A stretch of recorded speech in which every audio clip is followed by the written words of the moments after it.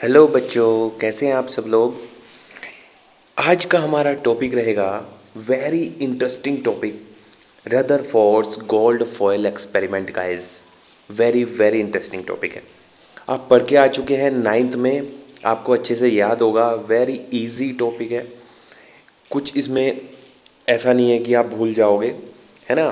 कुछ की पॉइंट्स आपको याद रखने हैं, बहुत इजी है, आसानी से याद हो जाएंगे। सो गाइस शुरू करते हैं आज का video lecture.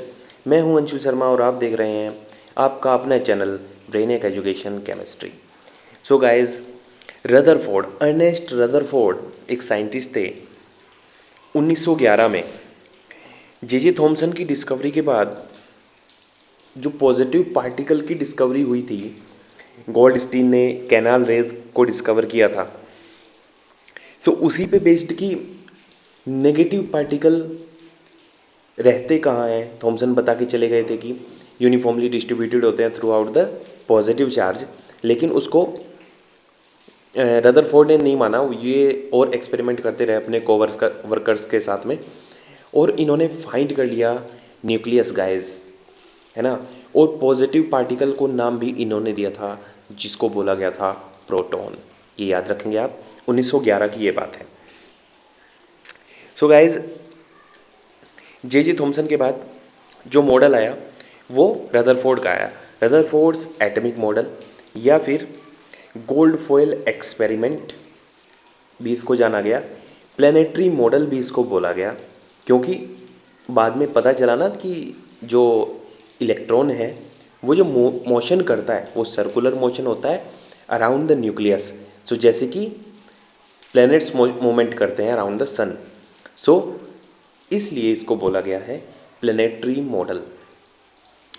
Gold foil experiment भी बोला गया क्योंकि उसमें गोल्ड की फॉयल यूज़ की गई थी, और भी फॉइल्स यूज़ की गई थी, सिल्वर की भी करी थी कई, क्योंकि एक्सपेरिमेंट एक बार में तो सक्सेस नहीं होता, कई बार करना होता है ना।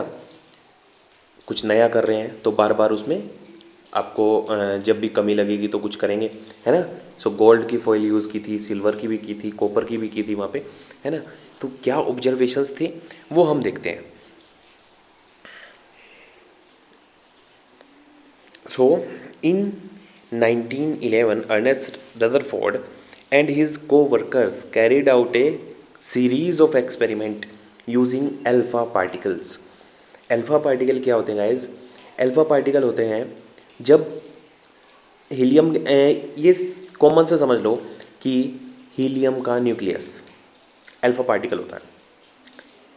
हीलियम के एटम में से दोनों इलेक्ट्रॉन को हमने रिमूव करा दिया है, आयन की फॉर्म में आ गया है, बचे हैं क्या? दो प्रोटॉन एंड दो neutron. Clear guys? So this is called alpha particle which has positive charge. ये पॉजिटिवली चार्ज होता है। क्लियर? सो इसकी बम्बार्डमेंट करवाई ऑन ए गोल्ड फॉयल, तो जिसकी थिकनेस कितनी थी? 0.0004 सेंटीमीटर थिकनेस की गोल्ड फॉयल वहाँ पे यूज़ की गई। गोल्ड आपको पता है मोस्ट मेलेबल मेटल है, तो इसकी जो लीस्ट थिकनेस की हम फॉयल बना सकते हैं। Clear guys? फॉयल मीन्स जैसे एल्यूमिनियम फॉयल आपने देखी होंगी, है ना, जिसमें खाना वगैरह पैक होता है।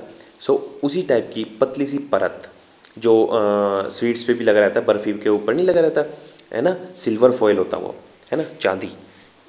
तो ऐसे ही गोल्ड की फॉइल बनाई और उस पर बम्बार्डमेंट करवाई किसकी? अल्फा पार्टिकल्स की। तो वहाँ से क्या निष्कर्ष निकले कि ज़्यादा से ज़्यादा जो पार्टिकल थे वो स्ट्रेट लाइन में आगे चले गए और बहुत कम डिफ्लेक्टेड हुए। आइए देखते हैं फिगर के माध्यम से। सो गाइज, ये रहा फोटो एपरेटस का। Radio active substance polonium metal यहाँ पे यूज़ किया गया है, और उसमें से निकल रहे हैं अल्फा पार्टिकल, क्योंकि पोलोनियम 214 जो एक आइसोटोप है वो अल्फा पार्टिकल को जनरेट करता है। सिंपल पार्टिकल वही रहेगा जो मैंने तुम्हें बताया था, हीलियम का न्यूक्लियस, है ना। लेड की प्लेट वहाँ पे लगाई गई ताकि क्या करना है हमें, एक बीम, भाई स्प्रेड होके जाएंगे तो पता ही नहीं चलेगा, खुद ही वो डिफ्लेक्टेड रहेंगे। एक बीम की फॉर्म में अल्फा पार्टिकल्स को गोल्ड फॉइल पे स्ट्रक करवाया। तो गोल्ड फॉइल के चारों ओर क्या किया, भाई पता कैसे चलेगा कि पार्टिकल्स जा कर रहे, उसके चारों तरफ हमने एक स्क्रीन लगाई। इसने बोला मूवेबल स्क्रीन, वो फिक्स भी हो सकती है ना। फिक्स स्क्रीन लगा दो चारों तरफ सराउंड में। सो स्क्रीन कैसी थी? जिंक सल्फाइड की कोटिंग की स्क्रीन थी, फ्लोरोसेंट वाली। उसमें क्या होता है कि जब भी पार्टिकल स्ट्राइक करता है जिंक सल्फाइड के ऊपर, जब भी पार्टिकल स्ट्राइक करता है तो वहाँ पे एक ग्लो, एक चमक, एक चिंगारी टाइप, है ना, एक ग्लो जनरेट होता है। सो उस ग्लो को डिटेक्ट किया जा सकता है, उस हीट को डिटेक्ट किया जा सकता है। उससे ये पता लग सकता है कि हाँ कोई पार्टिकल यहाँ पे आया था, है ना। अदरवाइज तो पता ही नहीं चलेगा कि क्या हुआ। इतने छोटे पार्टिकल होते हैं, दिखाई नहीं देते, एटम को कौन देखेगा आंखों से, है ना। सो इस टाइप से डिटेक्टर लगे थे। सो ज़्यादातर अल्फा पार्टिकल्स ये देखिए सीधे जा रहे हैं। ज़्यादातर जो मैक्सिमम अल्फा पार्टिकल्स है वो क्या है, सीधे निकल जा रहे हैं बिना किसी डिफ्लेक्शन के। कुछ अल्फा पार्टिकल स्मॉल एंगल पे डिफ्लेक्टेड हुए, कुछ अल्फा पार्टिकल लार्ज एंगल पे डिफ्लेक्टेड हुए, और बहुत कम, सबसे कम अल्फा पार्टिकल्स वापस सोर्स को गए या फिर बहुत मेजर एंगल पे डिफ्लेक्टेड हुए, है ना। कुछ बुक्स में दिया हुआ है कि जो मेजर एंगल पे डिफ्लेक्टेड हुए पार्टिकल या जो वापस गया पार्टिकल, वो 1 पार्टिकल आउट ऑफ 10,000 पार्टिकल्स, 10,000 में से एक पार्टिकल। कुछ बुक बोलती है और ये बुक भी बोलती है कि 20,000 में से एक पार्टिकल वापस गया। तो इससे क्या क्या कंक्लूजन निकलते हैं? सबसे पहले तो यही देख लें, most of the alpha particles nearly 99% went straight without suffering any deflection. Second point जो मैं बता चुका हूं आपको, a few of them got deflected through small angles.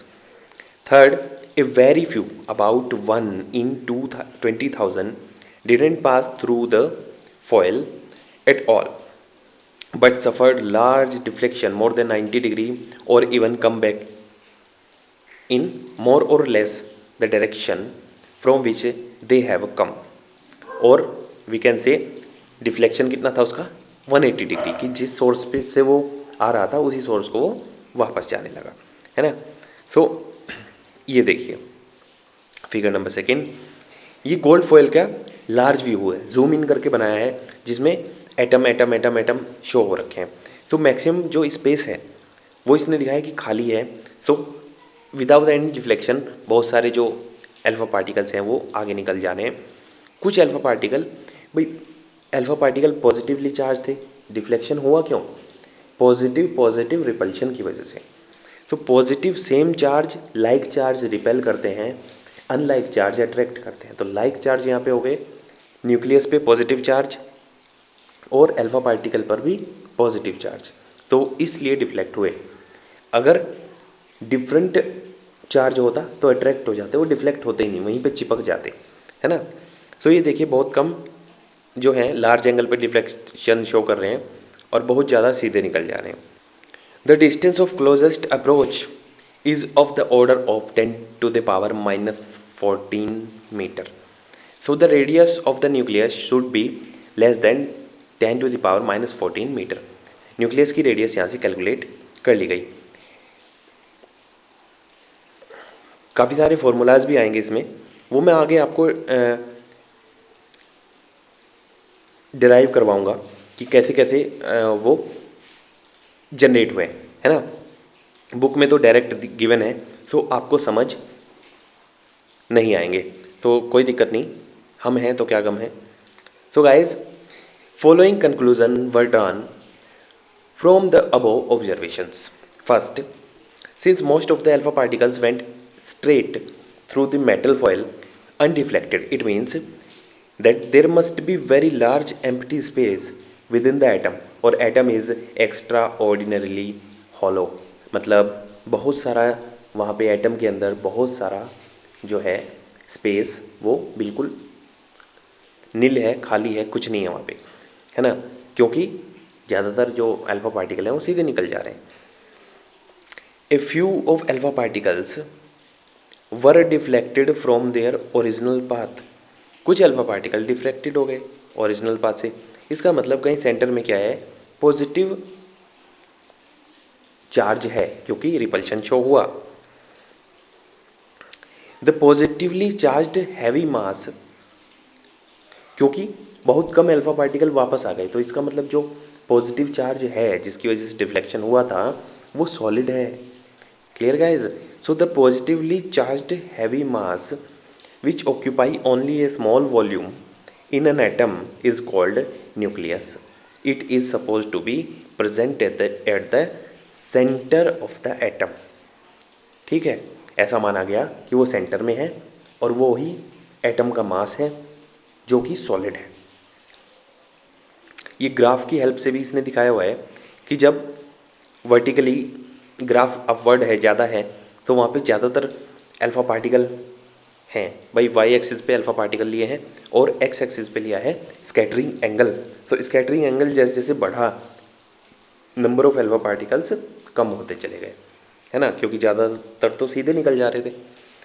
Third point है, a very few of alpha particle suffered strong deflection और even return on their path, indicating that the nucleus is rigid and alpha particles recoil due to direct collision with the heavy positively charged mass। वही बात है कि centre में जो nucleus है वो क्या है, सॉलिड है। क्यों? क्योंकि अल्फा पार्टिकल वापस आ जा रहे हैं, उसको पेनिट्रेट नहीं कर पा रहे। अगर सॉलिड ना होता तो आगे निकल जाते। Clear guys? ये ग्राफ के बारे में है। सो information of Rutherford's scattering equation can be memorized by the following relation. Kinetic energy of alpha particle n is equal to k1 upon half mv square का whole square. Scattering angle theta n is equal to k2, k1 k2 k3 क्या है, constants है, k2 upon sin to the power 4 theta by 2. And third, nuclear charge n is equal to k3 ZE square. Z यहाँ पे atomic number है and E is the charge on one electron, 1 unit charge. Clear guys? n है number of alpha particles. तो सारी चीज़ें आपको पता लगी। n number of alpha particles, k1 k2 k3 constant, m mass, v velocity और Z atomic number and E charge on 1 electron. So guys ये था कि रदरफोर्ड का gold foil experiment. Gold foil experiment simple, gold foil use की है alpha particle के जो beam था वो उस पर बम्बार्डमेंट करवाई। हमने देखा ज़्यादातर अल्फा पार्टिकल सीधे निकल गए, कुछ स्मॉल एंगल पे डिफ्लेक्ट हुए, कुछ लार्ज एंगल पे डिफ्लेक्ट हुए। लार्ज एंगल वाले अप्रोक्स कितने थे, 1 in 20,000, 20,000 में से एक। और थिकनेस कितनी थी गोल्ड फॉयल की, 0.0004 सेंटीमीटर। Clear guys? सो यहाँ से ये पता चला कि मैक्सिमम जो पार्ट है एटम का वो होलो है, खाली है, और जो पॉजिटिव चार्ज है वो सेंटर में रहता है। जो पॉजिटिव चार्ज सेंटर में रहता है उसको न्यूक्लियस बोलते हैं, और जो न्यूक्लियस है वो रिजिड है, ठोस है, कठोर है। Clear guys? ये बातें आपको याद रखनी है।